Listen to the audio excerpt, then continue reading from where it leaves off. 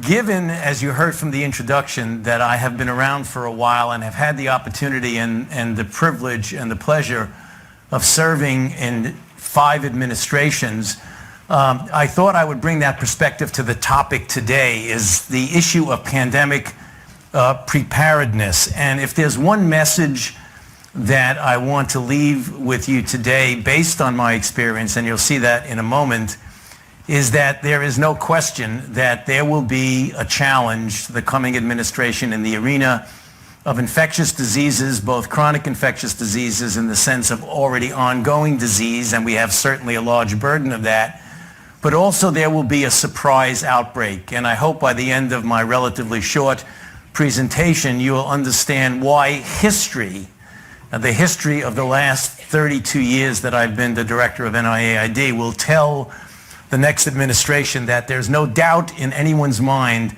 that they will be faced with the challenges that their predecessors were faced with.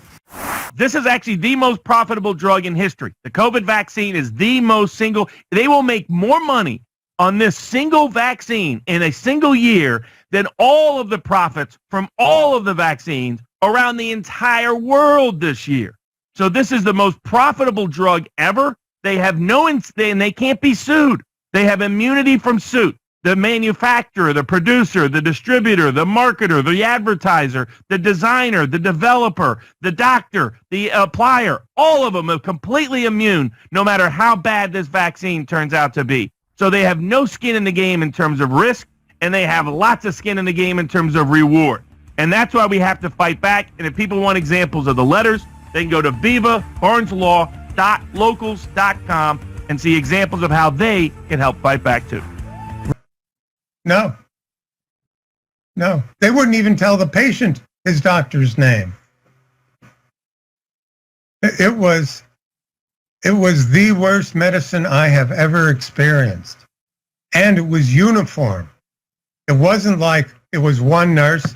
There were 6 of them. It wasn't like there was one security guard. There were 2 or 3 of them.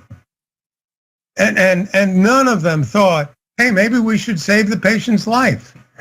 Maybe we should get a doctor involved. None of them. I was shocked. Well, that happened to my main...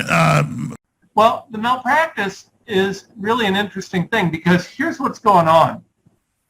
Let me tell you about Sarasota Hospital. I'm not sure which one. There's a hospital down in Sarasota. Yep. My friend, her dad went there. We tried to get him treatment. They lied. They changed their story. They did this. They did that. He's dead. That's the short version. Okay? He's dead. Yep. This is the same hospital that strapped that doctor down for trying to get antibiotics for the guy who had bacterial pneumonia, right? Bacterial pneummonia. You want antibiotics. That's how you treat it. No, he's got COVID. We need to poison him with remdesivir and watch him die. No. This doctor said maybe that's not a good idea. So they strapped him down. And what they did to him was horrific. This is the same hospital where I'm getting all sorts of these other reports. There is egregious malpractice happening on top of that. So on top of the remdesivir, the intubation, and all the other medications that they're trying to push, which really aren't that many. It's just things that give them a lot of money. What's happening is they're also making sure that you can't go in to watch your loved one die.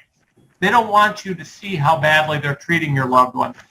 They don't want you to see, this guy who, my friend's dad, 3 days, they gave him no nutrition.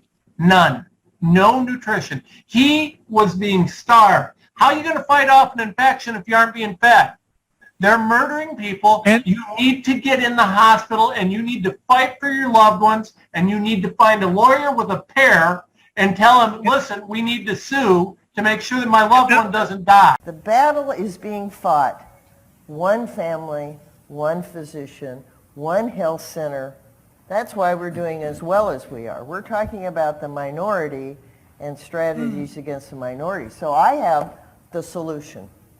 Every study published in the last 5 years, when you look at vaccine refusers, I'm not talking about, hesitants, most of them we can talk into coming to terms, but refusers.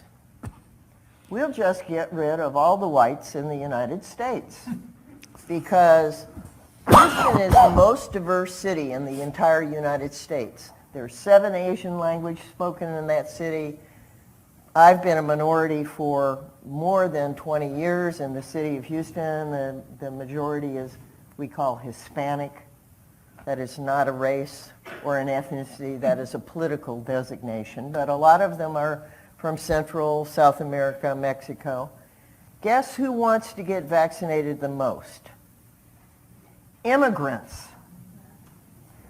That's what made Donald Trump's comment about bringing disease here so funny. They're at Right. risk when they come here.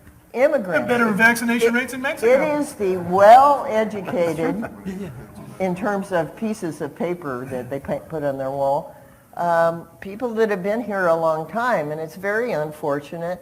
But I think we need not lose